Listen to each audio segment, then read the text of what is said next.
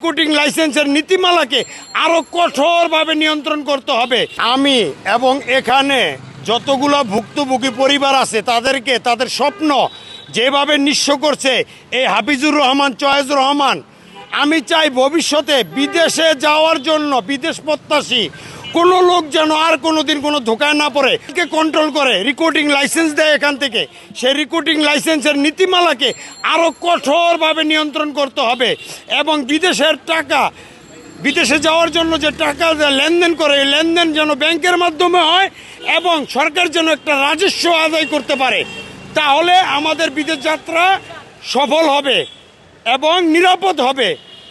আমরা ভুক্তভোগী, আমরা যে ক্ষতিগ্রস্ত হয়েছি, যেটা হয়ে গেছে, কিন্তু চাই না ভবিষ্যতে যেন আর কোনো পরিবার নিঃস্ব হয়।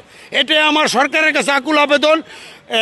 বাংলাদেশের গণপ্রজাতন্ত্রী বাংলাদেশ সরকারের মাননীয় প্রধানমন্ত্রী জনাব তারেক রহমান সাহেবের কাছে আমার আকুল আবেদন থাকবে এবং প্রবাসী মন্ত্রণালয়ে নুরুল ইসলাম সাহেবের কাছেও আমার আকুল আবেদন থাকবে যেন বিদেশ প্রত্যাশী মানুষের জন্য যারা এই দেশের অর্থের চাকা সচল রেখেছে, এই প্রবাসীদের সমস্ত দায়ভার যেন তারা নেয় এবং তারা যেন কোনো ভোগান্তিতে না পড়ে এবং এই বিদেশ পাঠানোর ব্যাপারে রিক্রুটিং লাইসেন্সের নীতিমালা যেন আরও কঠোর করে।